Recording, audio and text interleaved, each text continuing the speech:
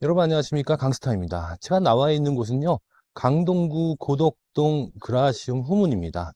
자, 이 고덕 그라시움 반대편에 보면요, 1980년도에 조성된 단독주택가가 있습니다. 이 단독주택가를 둘러보면서 이곳에 대한 이야기를 좀 해볼까 합니다. 지금 바로 시작합니다.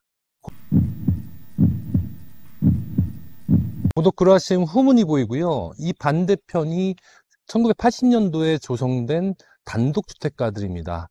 자, 여기 보시면 비교적 신축 다세대 주택이 보이는데요. 이 주택을 건립할 수 있는 것도 불과 5, 6년 전밖에 되지가 않습니다.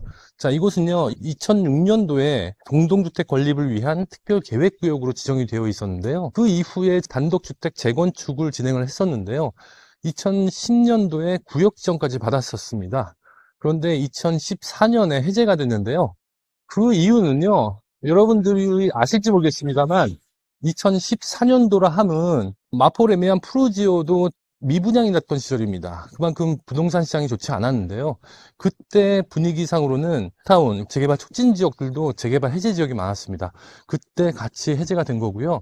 자, 여기 보시면 이 단독주택가들이 56평에서 플러스 마이너스 1평 정도로 차이가 났는데요. 일률적인 사이즈입니다. 단독주택들은요, 이제 거의 40년을 향해서 갑니다. 자, 우측에 보시면 이게 동명 그린공원인데요. 여기가 지금 지하주차장 건립을 하고 있습니다. 여기에 지하주차장에 건립할 수 있는 계획이 나온 건요. 지구 단위 계획이 변경되면서인데 이게 2018년도로 기억합니다. 여기가 특별계획구역도 해제가 되고 지구 단위 계획도 변경을 했는데요. 지구 단위 계획 변경 내용 중에서 이 동명그린 공원을 지하주차장을 건립하겠다는 내용도 있었고요. 그리고 여기가 건축 행위 제한이 있었는데 풀어졌습니다. 일부.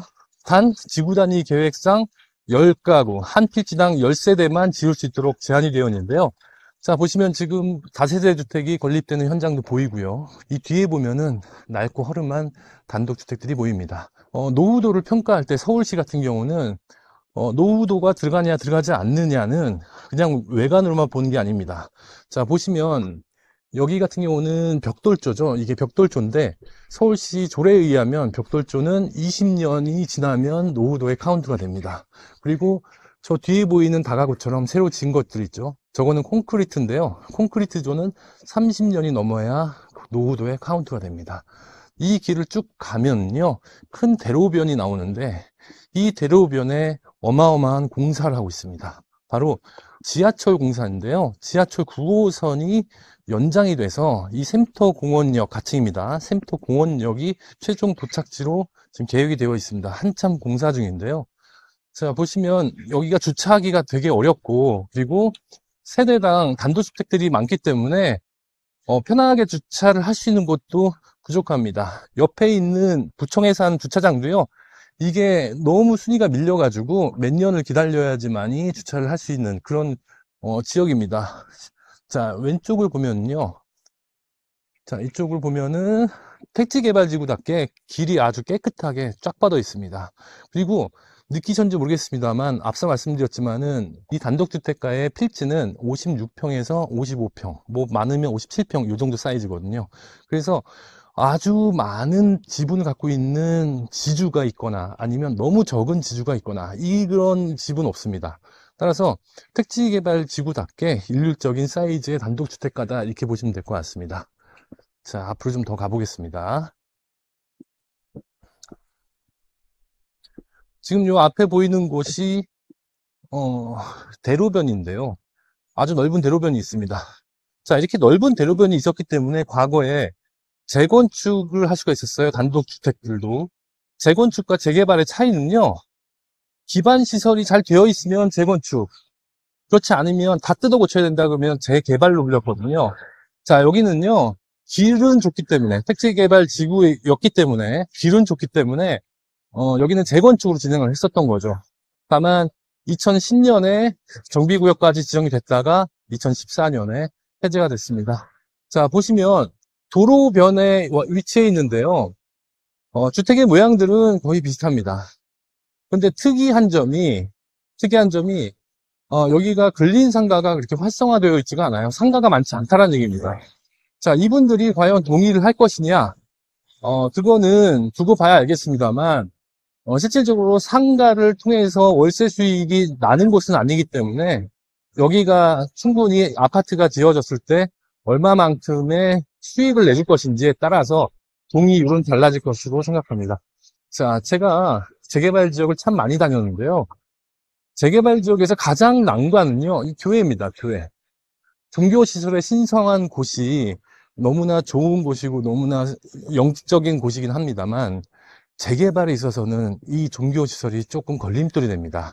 특이하게 가운데에 교회나 아니면 성당, 절 같은 게 있다 그러면은 굉장히 시간도 많이 걸리고 또 뭐랄까요, 좀 조율하는데 애를 먹을 수도 있습니다. 그런데 지금 2-2구역은 요 지금 교회가 제일 큰 교회로 보이거든요. 그러면은 실질적으로 나중에 존치를 할 수도 있는 그런 상황이 될 수도 있겠습니다. 지금 보시면 여기가 지하철 공사를 하는 현장인데요. 여기에 출입구가 생길 것 같습니다. 왜냐하면 저 위쪽으로는 공사를 하지 않고 있거든요. 그 얘기는 지하에서 공사를 하고 있다는 얘기고요. 이쪽에서 출입구가 생긴다면 이 뒤쪽에 2-2가 가장 큰 수혜 지역이다 이렇게 볼 수 있겠고요. 그리고요, 재개발에서 중요한 것은요, 물론 출입구가 어디가 생기느냐가 중요할 수도 있겠지만 더 중요한 거는 승강장입니다. 승강장이 어디냐에 따라서 재개발은 확연히 차이가 나는데, 승강장으로부터 250m를 역세권으로 인정을 해서 신통기획 같은 경우는 20%의 용적률 혜택을 더 추가로 주고요. 그 다음에 역세권 활성화는 400% 용적률, 역세권 시프트는 500%의 용적률을 받을 수 있습니다. 자, 저기 보이는 곳이 이케아인데요. 고덕 비즈밸리입니다. 최근에 오픈한 이케아인데, 저 앞은 굉장히 활성화된 그런 상업지역으로 바뀌고, 그 다음에 자족도시가 되는 모습인데, 이쪽을 보면은, 자, 이런 모습입니다. 저 뒤에는 또 아파트가 보이죠. 여기는 단독주택가가 밀집되어 있어서 뭔가 이렇게 시대에 안 맞는 듯한 느낌도 들을 수 있고요. 또 한 가지는 재개발을 해야 된다라는 개발 압력이 계속 꾸준하게 있을 것이다라는 느낌이 듭니다. 자, 길은 잘 되어 있기 때문에 땅 모양이 네모났습니다. 그리고 재개발에서 중요한 평지에 아파트가 들어선다면 굉장히 좋은 입지를 갖고 있다라고 볼 수 있겠는데요. 길의 모양은 거의 비슷합니다. 이렇게 쭉쭉 뻗은 길에, 일률적인 길에 이런 모습들. 자, 이쪽도 이런 모습들. 그렇습니다. 자, 여러분들이 보시면 이렇게 신축도 보이긴 하는데요. 신축에 대해서 예민하신 분들이 계십니다. 신축 한 동, 두 동이 들어가면 재개발이 되지 않는 거 아니냐라는 얘기를 하시는 분도 계신데, 그거는 맞기도 하고요, 틀리기도 합니다. 빌라가 많은 곳에 신축 빌라가 들어가게 된다면요, 그거는 정말 민폐죠. 그런데 단독주택가가 있는 곳에, 밀집되어 있는 곳에 빌라가 들어가는 거는요, 다른 의미가 됩니다. 왜 그러냐면, 단독주택에 계신 분들이 재개발을 반대하신 분도 있거든요. 근데 이분들이 이유를 알고 반대를 하는 명분이 있거나 이러신 분도 계시지만, 대부분 이 상태를 원하셔서 그냥 스테이 하는 걸 원하셔서 그냥 재개발 반대하시는 분들도 계신데요. 이분들을 설득을 하기도 어려운 경우가 있습니다. 그럴 때는 뭐 이런 얘기를 하면 그렇습니다만, 반대하는 단독주택 하나를 사서 그거를 열세대로 바꾼다면 동의율도 높아지고요. 전체적인 동의율은 희석이 될 수 있습니다. 자, 여러분들 재개발할 때요, 서울시가 정해놓은 게 있습니다.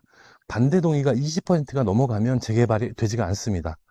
찬성의 동의율이 높으면 가산점이 있지만, 반대가 있다면은 20%를 넘는다면 재개발 자체를 하지 못합니다. 자, 그래서 보시다시피 여기는 단독주택이 많고 한 40년 된 단독주택들이 즐비하기 때문에 이분들을 설득하는 게 힘들다면 단독주택의 그 용지를 사서 이 빌라를 짓는 것도 저는 나쁘지 않다라고 봅니다. 자, 저 앞에 보이는 것이 그라슘이고, 그리고 여기는 단독주택 고덕 2-2 지구고요. 그리고 저 반대편은 보이지 않습니다만 비즈밸리가 있죠. 고덕 비즈밸리. 자, 그래 이 중간에 낀 이 입지가 향후에 어떤 기로에 서 있을지, 그 시발점은 제가 보기에는 9호선 연장 노선이 개통이 되는 시점, 그 이전 앞뒤로 재개발 움직임이 활발해질 것으로 생각합니다. 자, 보시면 상가들도 어떻게 보면 근린 생활시설, 그 지역에 필요한 필수 상가들이 많고요. 굉장히 높은 임차료를 내거나 아니면 이 근생 건물을 갖고 계신 분들이 이 월세로 인해서 큰 수입을 얻거나 이런 모습은 아닙니다. 다 영세한 그런 사업장들이거든요.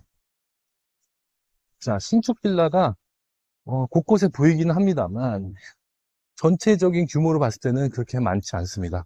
즉 노후도를 해치지 않는 범위 내에서 이곳은요 빌라가 들어가는 것도 나쁘지 않습니다. 사업성 워낙 좋기 때문에.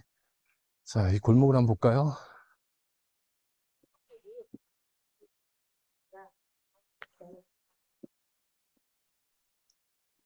자, 이런 모습입니다. 자, 조용한 단독주택가.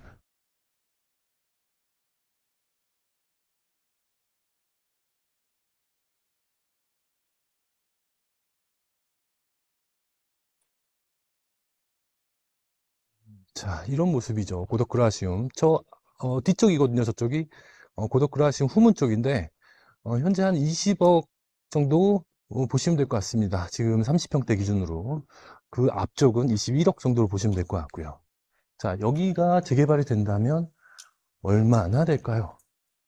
이 당시에 구역 지정을 위한 계획안을 보면요. 2-2 지구 같은 경우는 24-1 특별계획구역으로 정해져 있었고요. 25계층에 15개 동, 약 1300세대가 건립될 예정이었습니다. 그런데 부동산 시장이 좋지 않다 보니까 주민들의 반대로 무산이 됐었고요. 그 이후에 공공재개발에 신청을 했었습니다만 무산이 된 걸로 알고 있습니다. 비교적 최근에는요. 여기가 두 블록으로 나눠서 역세권 시프트를 진행을 했었는데 안타깝게도 진행을 하는 과정에서 서울시의 운영 지침이 바뀌면서 실질적으로 접수를 못했던 그런 결과를 초래했습니다. 그래서 여기가 재개발 움직임이 이제부터 시작이 될 것으로 보이는데요. 9호선의 개통 시기에 맞춰서 여기도 개발 압력, 재개발을 하자라는 움직임이 활발하게 움직일 것으로 보입니다. 투자자라면 이 이전에 준비를 해두시는 게 아무래도 싸게 매수할 수 있는 기회라고 생각이 듭니다. 네, 저희 집콕 강스타 부동산은요, 고덕 그라시움 후문에 위치해 있고요. 고덕 2-2 지구 초입에 있습니다. 궁금하신 사항 있으시면요, 언제든지 들려주시고요. 저와 상담하실 수 있으니까요. 지금까지 강스타였습니다.